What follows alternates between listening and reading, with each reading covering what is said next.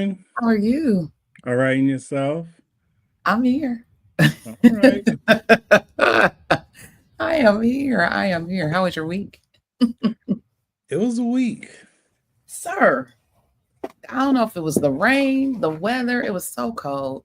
Well, it was damp cold, if that makes sense. Yeah, it Yeah. was. Well, here it- too. Yeah. yeah. So not cold, but just like I just want to lay down. Yeah, and it was a little, and in the houses, it was a little chill. Yeah. Yes. And you had to debate. Do I want to knock that chill off with the heat, or do everybody just put on some extra blankets and coats and something in the house? I don't know, but Oh, I turned the heat on. somebody, oh, it's a word for that. Um, it was somebody had, oh, it's a word or a phrase or something about how you don't uh, not turning on the heat, not turning on the air when you work hard for it. You should do it anyway, but because we're taught to conserve or to save or whatever, we don't. And there was somebody, I don't know if it was a comedian or somebody, I can't even think of what the word was, but I think about that all the time. Like, girl, if you don't turn the heat on and stop playing, or Hmm. turn the air on and stop playing. Yeah. So that was how my week was. I did a lot from the bedside. Yeah. Needless to say. um, cool, cool, cool. And the rain. If it's not raining right now, hopefully, I don't know what it's supposed to do today, but it was just like just buckets pouring and pouring. Like, Lord. All right. Well, let's get this party started, shall we? Shall we? All right. All right. Well, welcome everyone to our Saturday morning tea. Here we brew up the hottest topics in healthcare. We discuss health information, news, education, the weather, working from the bedside, making sure you make yourself comfortable no matter what. You worked hard for it. Be comfortable. How about that? I'm still Period. I'm gonna still look for that name or whatever the phrase was, because I need to have it in my regular vernacular. Anyway, we discuss it all. Um, but basically the revenue cycle at large. And as you come in, don't forget to hit the thumbs up or like button. I'm Clarice Warner, the girl with the pearls, the founder and senior education director of the Professional Reimbursement Network, LLC, where coding education is key. PRN is a healthcare compliance consultancy located in Cincinnati, Ohio, that specializes in revenue cycle, um, regulatory compliance, and education. Now, let me ask you, do you know what it takes to be a certified marketable medical coder? I'll wait. Okay. Well, before I introduce my co host, let me share with you information on a free, yes, free 99 email course on the 5 steps to become a certified marketable medical coder. Are you interested in medical coding but not sure where to start and scared of wasting time and resources? Let me help you with the right steps to become a certified marketable medical coder. Learn more at bit.ly/5stepscoder. Hey, all right, all right. Well, if you are interested in getting more information about the 5 steps to become a certified marketable medical coder, then check the video description for the link. Joining me today is my partner in success, my co host, Mr. Jesse, the registered trademark. Put some respect on his name, the coding nurse. So introduce yourself and tell the folks all about you. Good morning, everybody. My name is Jesse. I live in Philadelphia. I've been in healthcare for a very long time. In 2014, I left the bedside and I started in risk adjustment auditing. And in 2020, I created a company, the Coding Nurse LLC, where I help nurses and other people in healthcare with a clinical background transition into the wonderful world of HIM. Hmm. And how is that going? It's coming along nicely. I can't complain. Yes, yes. Well, you better put your resume out there on the in the internet street. All right, all right. Well, before we jump in, let me remind you that you can join in and add to the conversation. So don't be shy. Your opinion matters and is always welcomed here. So, friends, just use the chat. If you have a question, the only thing that we ask, if it's a question for us or him, please type Q first so that we know it is a question and we don't miss it. So, for those who are just joining us or watching the replay, today we are talking professional networking 101 for medical coders. But first, let's get into our church announcements, shall we? Mhm.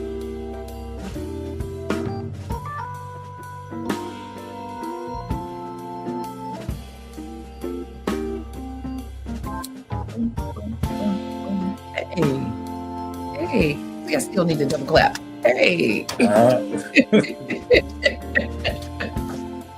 Yes.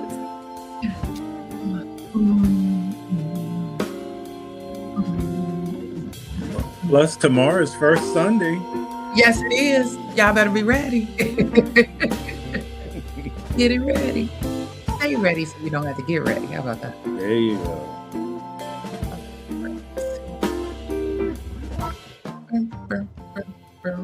Hey, I see you. I see you with the slow bop. Yes. Well, today, my church announcement, I just wanted to give you the date for you to save. What did I do with it? For the oh, here we go. For the CPT and RBRVS 2026 annual symposium. The date is November 19th through the 21st. Live, action-packed, all the things you ever want to know about CPT is there. There's also, and it's virtual, there's also a CDI, I forgot what the name of the CDI piece is, but there's a CDI, outpatient CDI piece as well. I think it's either the day before, it may be the day before. But yeah, this is where you get, again, all the information from the horse's mouth, if you will, about any changes of what's happening with CPT 2026. So this gives you your little leg up. You can get all of the information. You can ask the questions.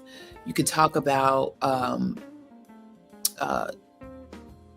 CPT from the physician perspective, because it's through the AMA, but you also have CMS regulators there as well. And so they provide information on the regulatory side as it relates to payment and documentation and all of the things. So I know I've been going for years, even when it was in person in Chicago, but I love that it's virtual. It's a good time had by all, but I think they get more people with the virtual. And yeah, so if you got the time and the coins, I would recommend checking out the CPT RVS 2026 annual symposium, November 19th through the 21st. That's all I got. Mr. Jesse, you have any church announcements? Well, I have a Oh my goodness. I have a coding class, ICD-10 CM class, starting on Wednesday, June 18th. And if you're interested in finding out more information, please visit thecodingnurse.com and send me an inquiry. How formal. Send an inquiry, right? Yeah. All right. I love it. Okay, I thought I clicked off of that. All right, yes, we're good. So let's see. Well, welcome everybody. Let the tea spilling begin. How about that? So again, welcome back to the Saturday Morning Tea. Again, I'm Clarice Warner, the girl with the pearls, and my partner in success, the coding nurse. And today we're talking about something that can absolutely transform your career, personal or professional. I'm sorry, networking. Forget your personal stuff. This is all about being professional. Last week, we dropped some gems on your medical coding career roadmap, which included professional networking. And if you missed it, I would highly recommend that you check out the replay. Lots of information there. So much so that today, Mr. Jesse is going to double down and lead our discussion on professional networking. You know, or you should know, real professional networking is about building genuine relationships that create mutual benefits for everyone involved. And it's about, three key goals: building authentic relationships with people in your industry, exchanging valuable information and resources, and creating opportunities that align with your career goals. So for those of us in health information management and specifically medical coding, networking isn't just nice to have. It's really essential. And whether you are a new coder looking for your first break or a seasoned professional seeking advancement, your network can open doors that you didn't even know exist. So the beautiful thing about networking in our field is that we have so many natural touch points, from LinkedIn groups to AAPC chapter meetings, from national conferences, HealthCon, those Facebook groups where we all geek out over coding scenarios. Opportunities are everywhere. And so the key is being strategic and authentic in how you approach those connections. So I recommend you grab your notebook and let's hear from Mr. Jesse as he rides the wave on professional networking for medical coders. You ready? Uh-huh. You need me to add the slides to the stage? Yes, please. All right. All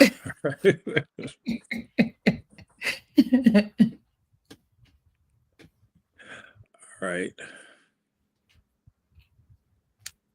Well, we already did the introduction. We can go to the next one. Yes, sir. I didn't know if you had a few more things you wanted to tell the people. I don't know. No. I mean, you had really touched on the intro because the main thing with the goal of networking is it has to be a mutual relationship. No relationship can be one-sided. Like everybody has something to offer somebody. So when you're that's the key goal, is building relationships, because I know, me personally, I never took networking seriously, because in my industry, being a nurse, like, you didn't really have to network. You could always get a job. I mean, you didn't have to. I mean, it wasn't hard to get a job at all. But in Mhm. HIM, you really do have to network. You really do have to build relationships. You really do have to keep your ear to the ground to find out what's going on in the industry and how to align yourself. So professional networking in HIM, in my opinion, is really, really, really crucial, especially now, given the economy and given all of the changes in the economy, and also the pending changes in healthcare. Like, you want to be able to set yourself up to have the career that you want to have, and to have longevity, and to always be marketable. That's the key, after being certified. Absolutely. Then the goal is also about exchanging information, because once again, it is a two-way street. It is never a one. No, nobody wants to be in a one-sided situation, regardless of what type of situation it is. And it's also about creating opportunities, and that could be an opportunity for another employment opportunity. It could be an opportunity for entrepreneurship. It is about creating opportunities, because when you connect with people and you see what's going on, that should get a light bulb going on for you to figure out how you can position yourself to take advantage of the information that you have. Be it, let me, get my resume and send it to this, apply for this job as soon as you hear about it, or look into some more research to find out what kind of entrepreneur opportunity you have. Like, is there a way for you to develop yourself? So those are the three key goals of networking: building relationships, exchanging information, and creating opportunity. Next slide, please. Now we have to come up with a plan of how do you do that. And that's not so, it's not so easy because, you think, oh, well, I'll just ask my coworker. Okay, that you could do that, but what I have found is that when people are making major moves, the last people that they want to find out they're making major moves is anybody at their employment. Mess around and find out. Yes.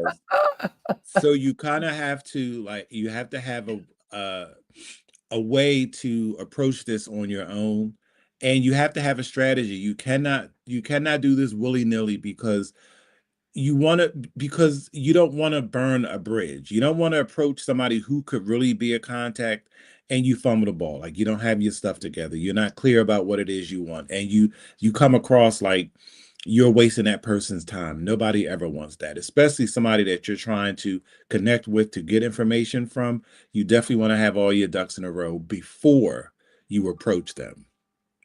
So now we're going to go through the steps of how you can set up your networking plan to get the goal that you want.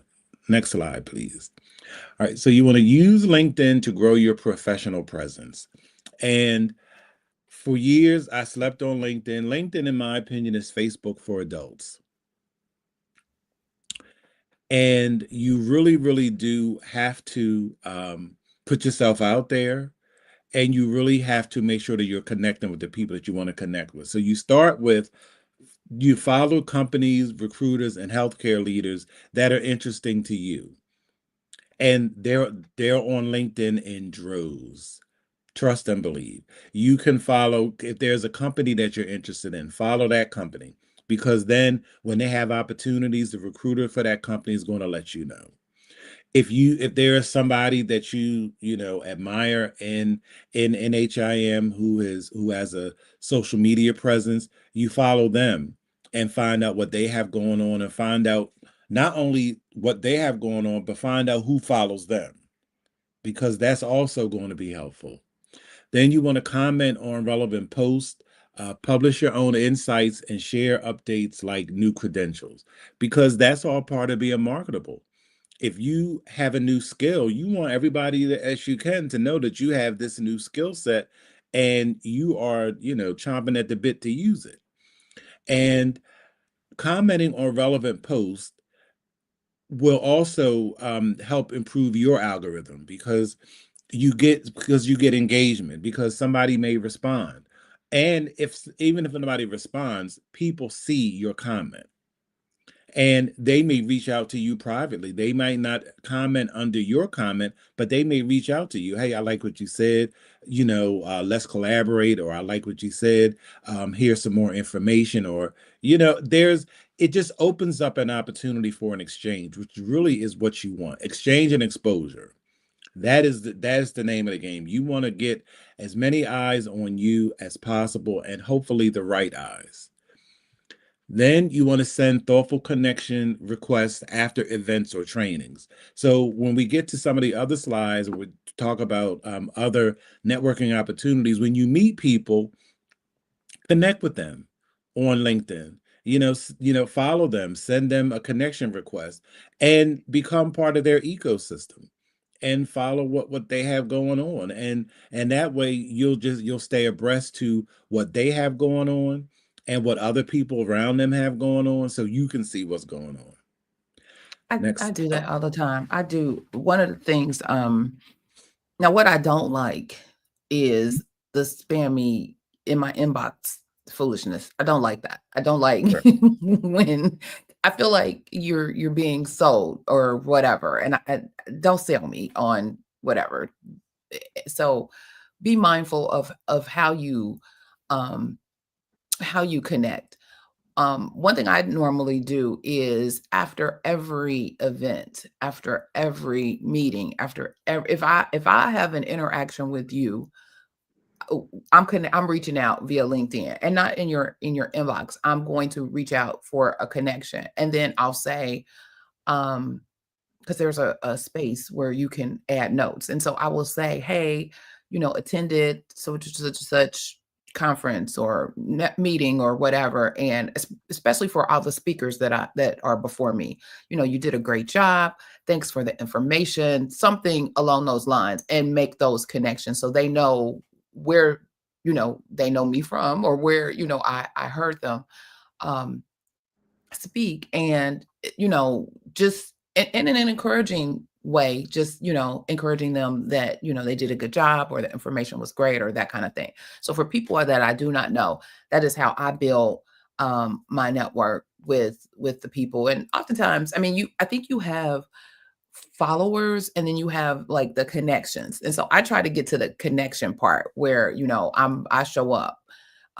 Their stuff shows up for me as well. And I can see, and another thing I do um is once I have those connections, when they have their anniversary or their job anniversary, there's nothing, it's actually AI generated that'll tell you, so and so's anniversary, whatever. All you got to do, they give you the prompts. Congratulations on your 5th anniversary. You click that and it goes to them, so you continue to um touch base, even if it's a once a year anniversary. Actually, you have 2 touch bases, at least in my networking sphere. Their birthdays, it always shows up their birthday, and their anniversary. You may have more if they switch jobs or get a new position or whatever, that they make those announcements. So then again, you're still connecting, but you never know who, what, when, where, why. And so this is a virtual way, at least the way I do it, for me to stay connected to those folks that I've met. And for people who are a little, you know, shy, or if you've Like never done me. it, right, or if you've never done it, you can actually Google how to connect with somebody on LinkedIn, how to send an introductory email. They have templates. This is what you say. And and it doesn't have to be a long drawn out thing. It's very succinct. And just like Clarice had just shared, you can, especially if it's somebody that you just attended an event with, you already have your opening.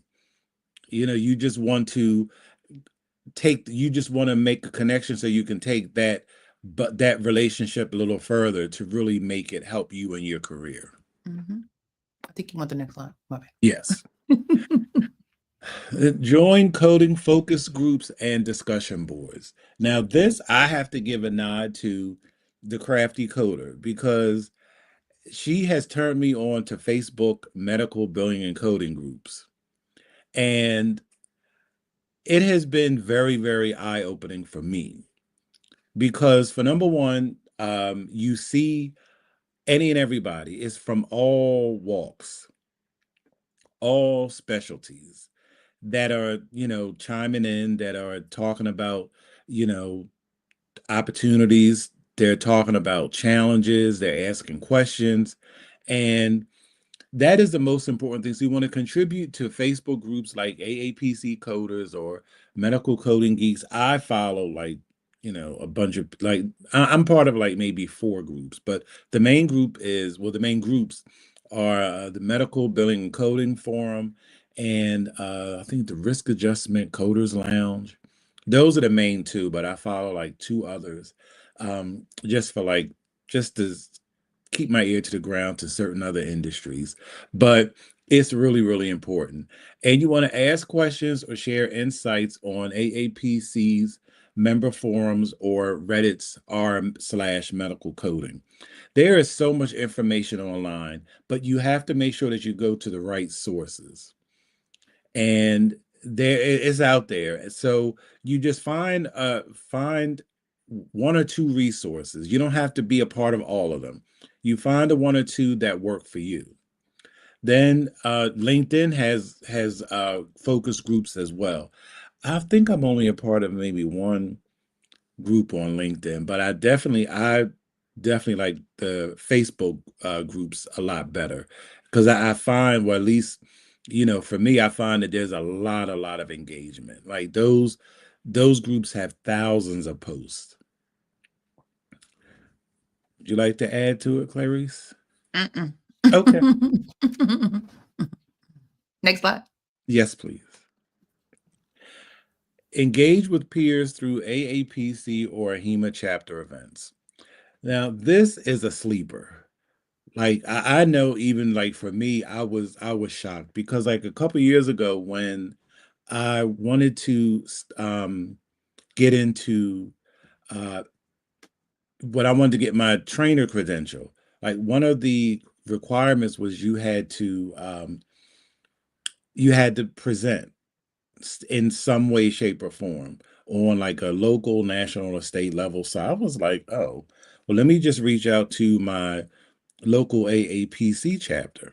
And these chapters are always looking for presenters. Mhm. So it is a great opportunity for you to stick your little pinky toe into public speaking, into like testing out an idea that you have, or just showing your expertise and solidifying your confidence so you can, take that show on the road. And you always want to you can attend the monthly chapter meetings or virtual workshops, and in my chapter they mainly have virtual, even like virtual chapter meetings. So there's a lot of people that come to those meetings, like 100 plus. So that's a real solid way to network. And some of the people that if you see their names or you hear their story, write down that name and then go to LinkedIn and see if they're on LinkedIn. Find out a way to connect with them. Find a way to follow that person so you can start networking. And if you get an opportunity to present, I mean, because if you have an idea that you want to present, if you reach out to them, they will make time for you to do it because they're always looking for speakers. So that's a great opportunity. And you want to, Mhm. or you can volunteer to present coding scenarios or serve on committees. And these are also, there's even committees at your job. They may have, it's not just coding. Like you could be on like the risk management committee. You could be on the mortality review committee. It's all kinds of ways to develop your skills and to network. Then you want to build connections with fellow coders, auditors, and educators. Like you always want to build your Rolodex. You always want to know people here, there, and everywhere. You don't have to know everybody, but just know some people somewhere that you can, have a relationship or have the rapport where you can just send an email or pick up the phone and say, hey, I have a question about this, or hey, I read this article. What's going on in your industry? Or how is this going to affect you? Or what are you hearing? That's all part of networking. And it's most people, I have not met anybody, and this is the truth. I've not met anybody that I've reached out to that has been, unkind or dismissive, or at least not yet. So people are willing to share their knowledge. They really, really are. And especially because you have, if people have a lot of information to share. There's some people out here who have some amazing experiences and have had some amazing careers. And they're more than willing to share how they got there. And Mhm. I find that it's way easier to network with people that you don't know versus the people that you think you know, because networking with coworkers can be an issue because it gets into competition and all the other kind of stuff. So you just want to build connections anywhere you can, but I definitely recommend outside of your current employment, other than like if you're going to be on a committee. Mhm. I agree. These were some wonderful, wonderful gems. And when I served in the Cincinnati local AAPC chapter um, in multiple roles. I was president, I was vice president, I was the education director. Um, and new member development. I don't know if those titles still exist, but those were the roles that I served. And we initially had Cincinnati and Dayton together. And so that was just an explosion of an opportunity, because then, you got even a bigger pool of folks that you can network with. But at the time, we were face to face. And I would always tell the members, this is your playground. This is the area where you get to learn. This is how, and we had some networking games. We had networking um, things they used to have, and I think they still do have, what's called a May Mania. And that's kind of where you introduce your chapter to new people and show them. And so every May Mania, we would have some sort of networking opportunity. Like, while we talk about it, let's do it. And so we would have some kind of session where we are actually intentional about making sure people are getting up and talking to somebody that they don't know or that they didn't come with. We also allowed and afforded them the opportunity to be speakers. Again, this was your playground. This is, not only are you learning information about the technical part of who you are as a medical coder and your skill, but you're also putting together your toolkit and preparing for even those leadership management roles, because that's how you kind of get your feet out there, is by presenting yourself as the expert in what it is that you do and what you know. And so why not start at home with your peers in your local chapter meeting. And so, we would have people, like, we would have like our regular speakers, but then we would have like a member spotlight where someone, wanted to come up, and they didn't have to do a whole hour presentation. That might have been overwhelming to them, but this provided an opportunity. Hey, this is a hot topic, or this is, I forgot the other name of what we call, pretty much the hot topics that are going on in the industry. But this was an opportunity for you to kind of give your 10-15 minute spiel on what you know, and get your feet wet in presenting. So we always afforded those opportunities. You mentioned serving on committees. I know on the AHIMA side of the world, my world, we have both local and your state. And there's so many opportunities. You can be a project leader. You can be on a specific committee. There's several different projects that are happening at the state level that you can get involved in. Even if you don't want to necessarily be a leader, you can be on that. If there's something that interests you, you can join that committee and just give your time and energy and thoughts to what's happening on that particular committee. So there's always opportunities. And that's another way to network, not only with the people on that committee, but networking with the larger board, and even networking at the state level and national level, because there are opportunities where there are certain meetings that are just for the state individuals. And so here's an opportunity for you to personally kind of eyeball, meet, introduce yourself to the national leaders as well, because that may be, a goal for you one day to, propel yourself from not only a local expert, but you may want to be a state or regional expert, or even a national and or international expert. So those are just the small steps that you can take in your networking to elevate you to that part of in your career. And that is a perfect segue into the next slide, because this is more of a local focus, but the next slide we're going to get into national, like taking it to the larger stage. So attend industry conferences and webinars. So this is where you want to go to, like the national conferences, like the annual conferences, where you can, possibly travel if it's not in your city. That is a great opportunity to really network, because you're going to see people that you would probably never ever see otherwise, from all over, and even internationally, because like AAPC and AHEMA are international organizations. And so you can register for like HealthCon or like AHEMA conferences or coding boot camps. Now, coding boot camps used to only be in person, but now, of course, everything is virtual now. Join Q&A sessions, discussion rooms, or networking lounges during virtual events. A lot of virtual events have what they call breakout rooms where you can have more intimate discussion. And I know, like when I was following CMS used to have these happy hours, and it would be like an hour, like 5:15 to 6:15, like once a month, and like a Thursday or a Wednesday or whatever.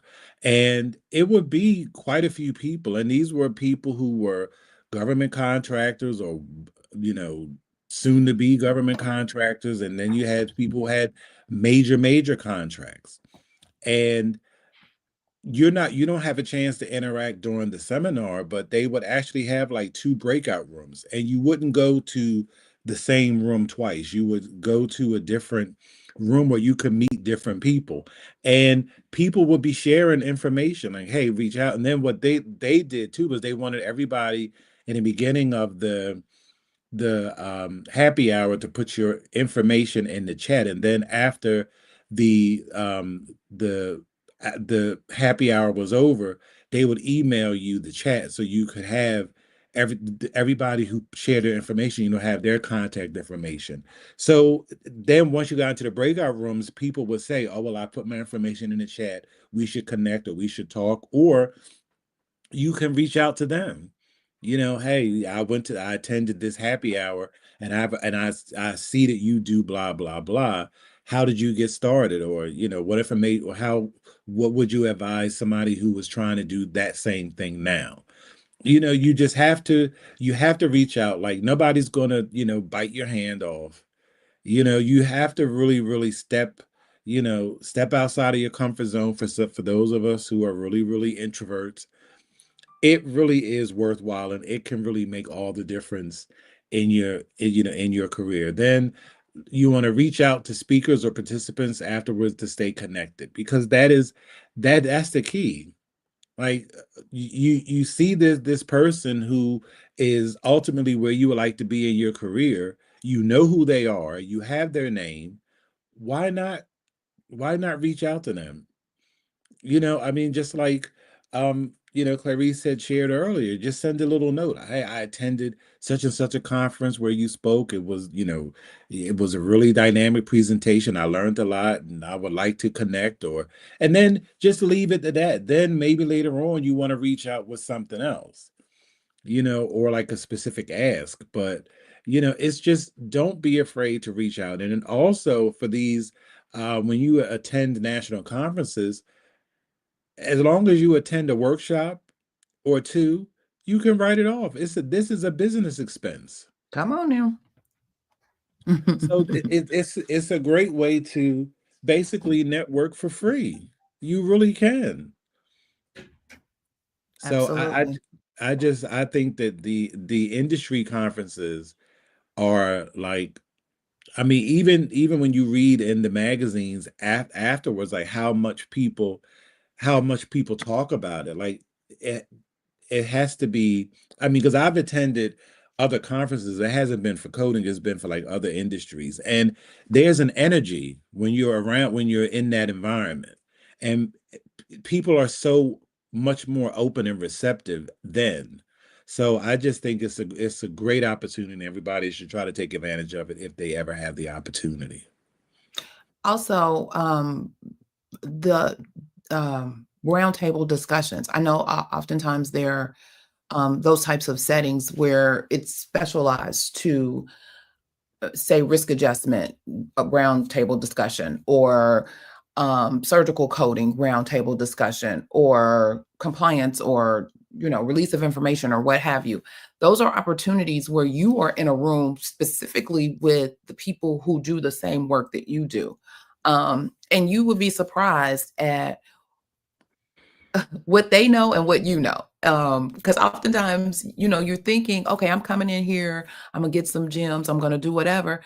Little do you know, you may be the gem dropper. You may be the one that has the information. And then again, you're now presenting yourself unbeknownst to you as the expert in the room that can help others. And so others may then rush to you to want to network. So it's, at that point, it becomes a two-way street. So those are always wonderful opportunities just to be around the people that do the same work that you do. Absolutely. Pursue freelance or contract work. So you work with multiple providers or facilities, each expanding your professional reach. That is really important because let's just say like you had one job and you've been at that job for ever. And you really have, you have mastered what it is you have to do.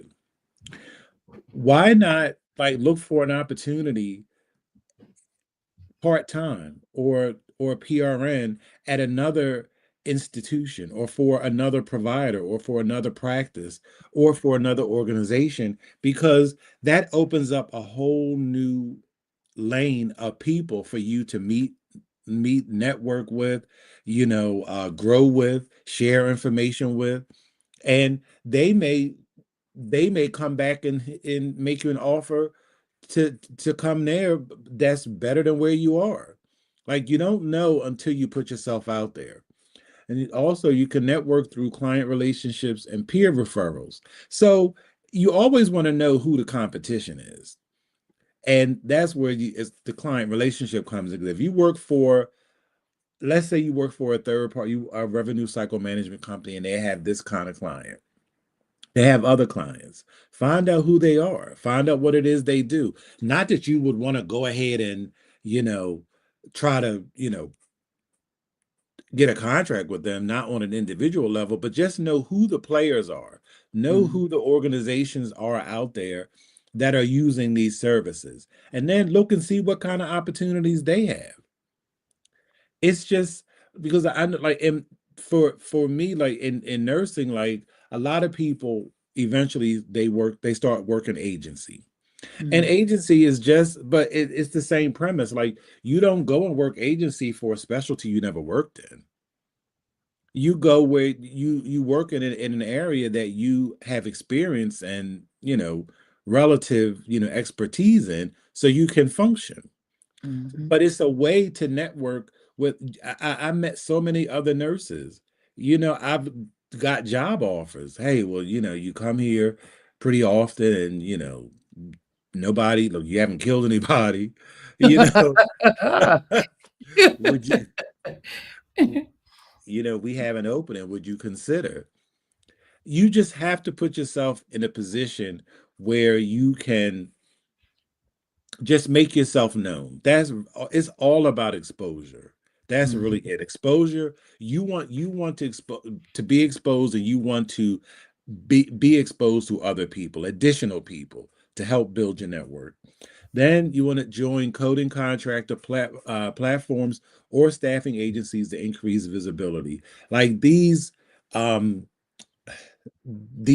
party, like these revenue cycle management companies, if you're trying to get a job, you need to be following all of them. And it's a bunch. You need to be following them. So when there's opportunities, trust me, their recruiters will put out, they'll blow the horn here. We have an opening. And if you follow them, you'll be one of the first. Like you see on LinkedIn, when somebody announces a position, if you click on it, it'll say be the first to apply or be one of the first few to apply. Mhm. Because that lets you know, well, hey, well, not many people have seen this opportunity yet. Let me get in there while, somebody's going to look at my application, as opposed to when you see also on LinkedIn, you see, 100 plus applicants. Mhm. Okay, well, I mean, I'm not saying don't do it, but at that point, your odds have kind of gone down because people at that point they've already started screening. I would think, with 100 people. So Mhm. so that's why you want to stay connected. You want to follow those people, and they will always have a recruiter, their name and their contact. So you want to reach out to them, even if you just want to ask them a question, just to put you just to become visible. There's all kinds of opportunities, and there are a lot of people who do per diem work in addition to their main job, and it keeps them fresh. It's another perspective, because there's some core knowledge, but everywhere does puts their own little finesse on a lot of things. So Mhm. it keeps you fresh. It gets you exposed to new skills, a new platform, maybe a new EMR. It's nothing but upside to freelance and contract work. And you can also go to Upworks. There's online platforms where you could also look for freelance work, and you don't even have to leave the house for it nowadays. That's good. All right, next slide. And this is the last slide. Give back or seek guidance. This is once again about the exchange. So you want to offer to mentor new coders through local chapters or online communities. I remember, like, years ago, I had applied to be a mentor on a HEMA's website.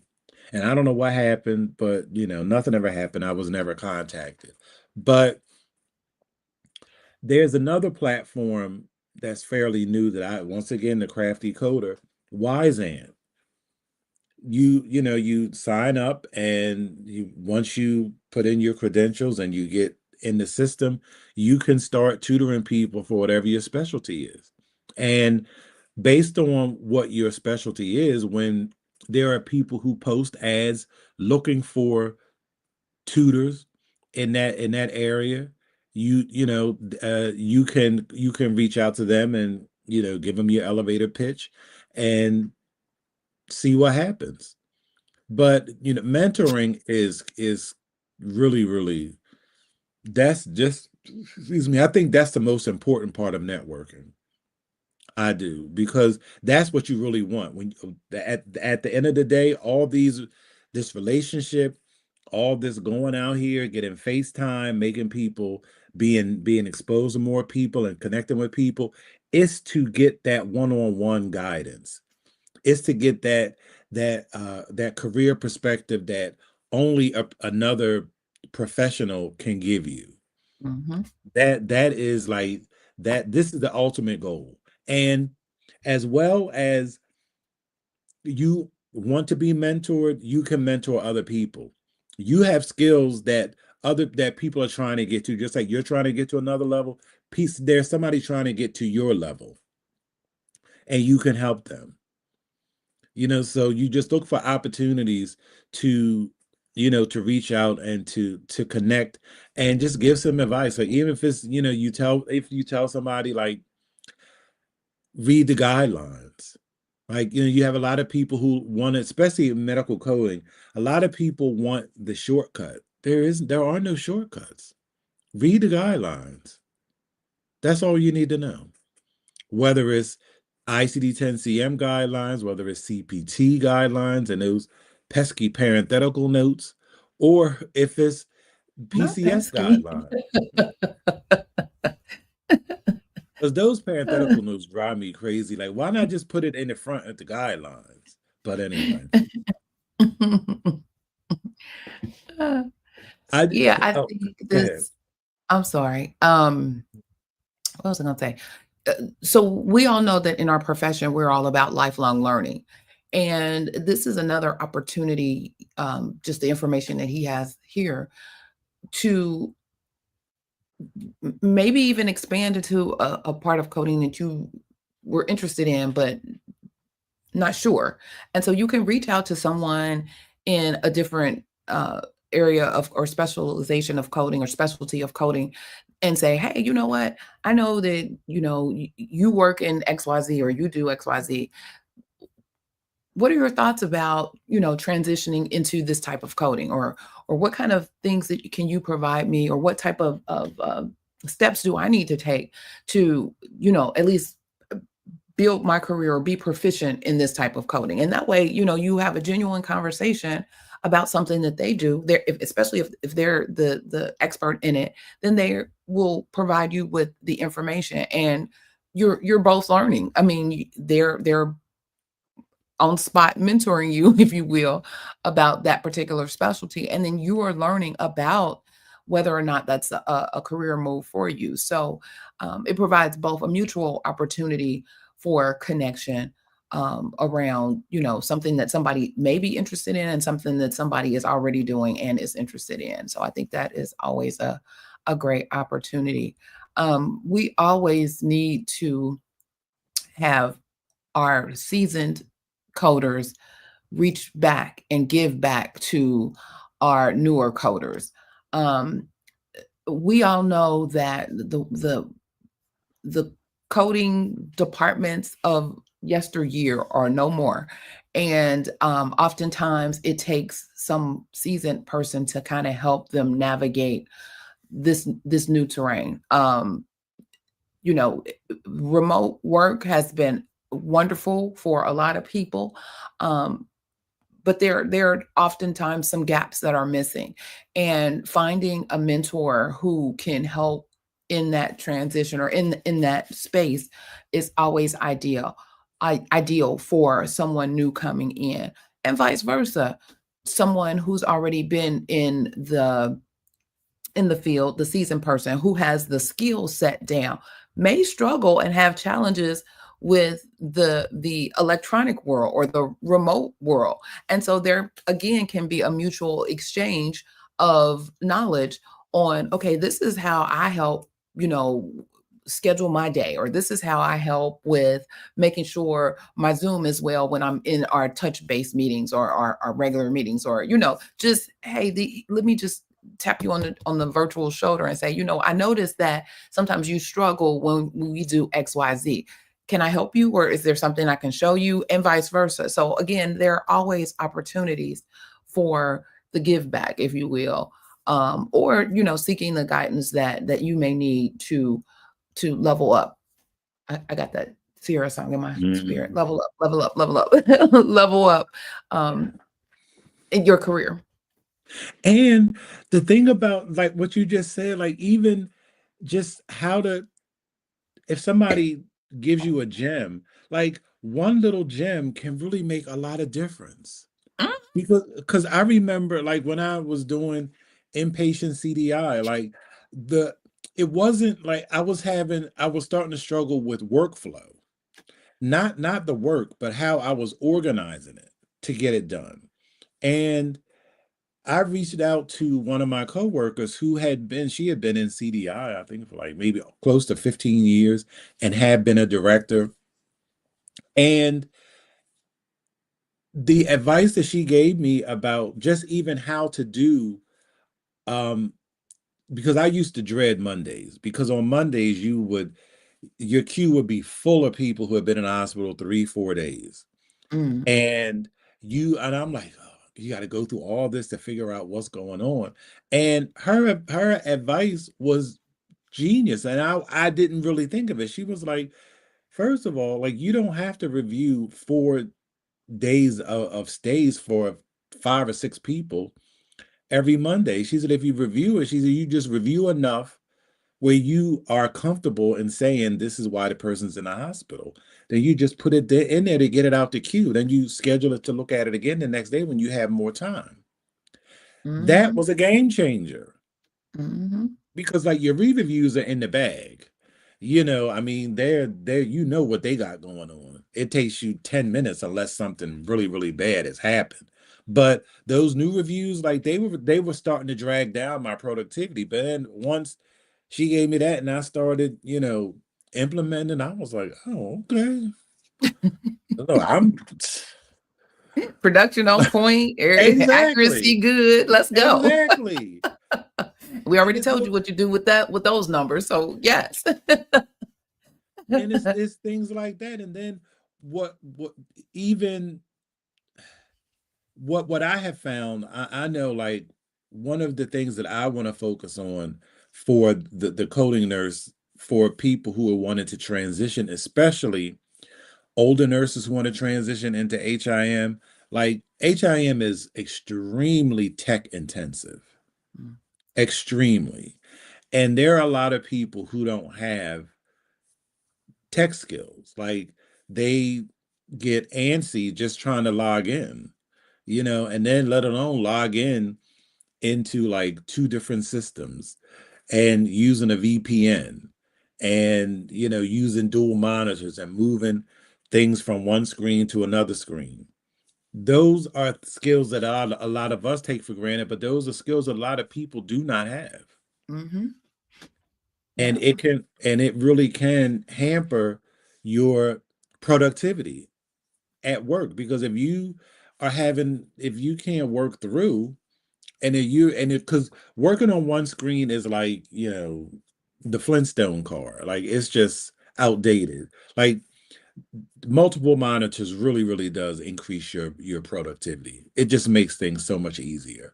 And if you can't do that, get some help. There's people out here who can help you. There's ways to do it. Like you just and that's all part of mentorship. It's all part of people saying, well, these are the skills you need to have. This is what you need to work on. And they'll help you do it. Even if they don't do it directly, they can point you to where you can get the help that you need. And help you in avoiding pitfalls and avoiding things. Like, don't do that. They can give it to you on that perspective as well. So yeah, I think this was great. This was great. All right. Right, all right. All right. I hope somebody got some value from this. I I'm thought sure it they was did. good. I did. And I thought you did an excellent job. Like I said, he wanted to double down. That professional networking did something in his spirit. And he was like, you know what? Let's talk more about that. Let's get more let's dig deeper. Let's dig deeper and have a more specific conversation to our medical coders and health information professionals um, who just really want to try this thing out called networking. And I think, especially for those who consider themselves introverts or whatever, I think how we have come into this virtual world, it makes the things a lot more easier, I think. Sometimes and I often use keyboard courage on the negative, but sometimes it does provide a little keyboard courage to help you, okay, well, I don't have to necessarily take that first step and go walk up to somebody, or I don't have to, come, but with the keyboard, behind the scenes, it makes it a little easier if you are that introverted person. So yes, networking away. Good, good, Yeah. good. Again, I hope you take some of the information that Mr. Jesse provided to heart. I hope that you have a plan of action. We always like to be about action. So, this week, maybe do one or two things that he mentioned. Go out to your LinkedIn and reach out to somebody, and just say, hey, I've been following you, or I see that you're doing, or I'm interested in something that you've talked about. Could you give me a little more information? Go out to Facebook and look at some of those groups and see, see which ones attract you and where you're trying to go, and maybe reach out. Think about attending your local chapter meetings and deciding, okay, this may be the time that I reach out to the board or reach out to the leadership and say, hey, can I do XYZ, or can I assist in whatever? Or hey, there's a committee that somebody is forming, can I be part of that committee? Are you looking for additional volunteers? I mean, assert yourself. So just put together an action plan, and maybe even as soon as this week, figure out what it is that you're going to do to increase your networking opportunities. I like that. All right. Well, again, tune in next week where let me pull this down. Tune in next week where we'll be discussing another hot healthcare informational topic that you won't want to miss. Right? Right. That's right. All right. Well, are you thirsty for fresh perspectives on the healthcare revenue cycle? By becoming one of the PRNT sippers, you'll join a community of sharp minds who savor the complexities of the healthcare revenue cycle. So why sip alone when you can steep in knowledge together? Come, let's spill the tea on industry insights.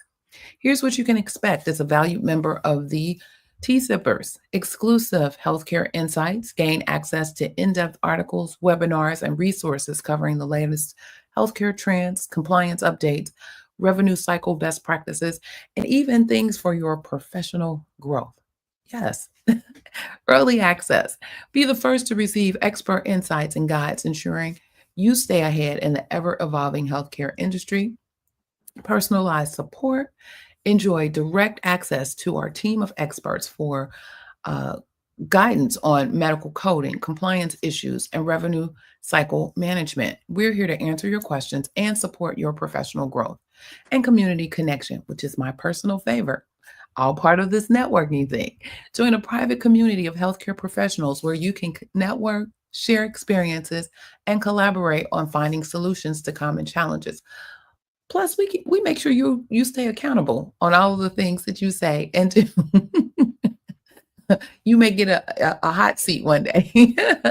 But by supporting us, you're not only advancing your healthcare knowledge and career, but also contributing to the success of the organization, the Professional Reimbursement Network, LLC, as a resource that empowers healthcare professionals like you to thrive in their roles, goals, and dreams.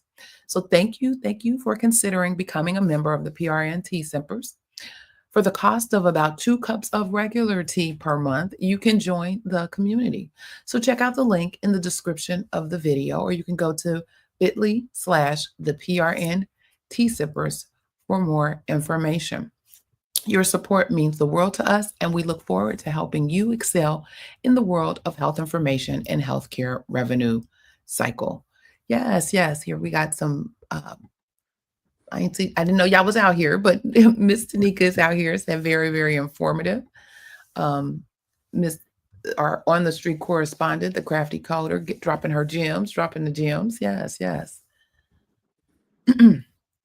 All right, all right. Well, this has been a great session. Remember, here at the Saturday Morning Tea, we're all about building a community of savvy, informed, marketable healthcare professionals.